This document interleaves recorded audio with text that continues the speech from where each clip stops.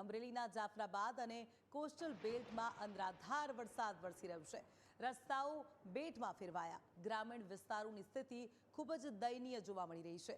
હેમાળ, માણસા અને લોર ગામના માર્ગો પર વરસાદના પગલે ઘૂંટણસમા પાણી ભરાવાની સમસ્યા જોવા મળી રહી છે। વઢેરા, કડિયાળી અને નાગેશ્રી પંથકમાં જળબંબાકારની સ્થિતિ સર્જાઈ છે। ભારે પાણી ભરાવાથી વાહન વ્યવહાર ખોરવાતા સ્થાનિક લોકો મુશ્કેલીમાં મુકાયા છે। અમરેલીમાં મુશળધાર વરસાદના પગલે અનેક વિસ્તારોમાં પાણી ભરાયા છે। લોકોની હાલત ખૂબ જ દયનીય બની ગઈ છે। રોડ રસ્તાઓ પર પાણી વહેતા વાહન વ્યવહાર ખોરવાયો છે। અમરેલીના જાફરાબાદ અને કોસ્ટલ બેલ્ટમાં અનરાધાર વરસાદ વરસી રહ્યો છે। ભારે વરસાદના પગલે રસ્તાઓ બેટમાં ફેરવાયા તો ગ્રામીણ વિસ્તારોની સ્થિતિ ખૂબ જ દયનીય જોવા મળી રહી છે। હેમાળ, માણસા અને લોર ગામના માર્ગો પર ઘૂંટણસમા પાણી ભરાઈ ગયા છે। એક સ્થાનેથી બીજા સ્થાને જવામાં લોકોને મુશ્કેલી થઈ રહી છે તો વઢેરા, કડિયાળી અને નાગેશ્રી પંથકમાં જળબંબાકારની સ્થિતિ। અને આ જ મામલે આપણી સાથે સંવાદદાતા દશરથ ફોનલાઈનથી જોડાઈ ગયા છે।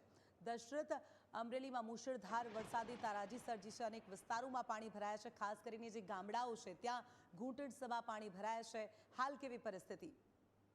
બિલકુલ ઝિંકલ, જો અમરેલી જિલ્લામાં જળબંબાકાર જેવી સ્થિતિ છે। સ્થાનિક ગ્રામ્ય વિસ્તારની સ્થિતિ છે તે ખરાબ છે અને ખાસ કરીને રાજુલા અને જાફરાબાદ પંથકમાં છે તે વરસાદ વરસી રહ્યો છે ને કોસ્ટલ બેલ્ટના ગામડાઓમાં પણ વરસાદ વરસી રહ્યો છે। ગ્રામીણ વિસ્તારો પણ સંપર્ક વિહોણા થવાની ભીતિ છે। ત્યારે ધારાસભ્ય હીરાભાઈ સોલંકી પણ જે ધારાબંદર વિસ્તાર છે ત્યાં પહોંચ્યા છે ને લોકોને સંપર્કમાં આવ્યા છે। ત્યારે હેમાળ, માણસા, લોર સહિત ગામોમાં પણ ધોધમાર વરસાદ પડ્યો છે।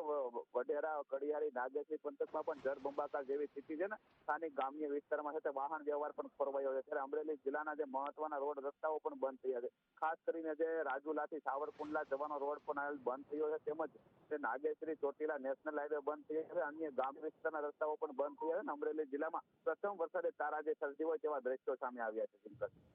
જી દશરથ, માહિતી સાથે જોડાવા બદલ આપનો આભાર।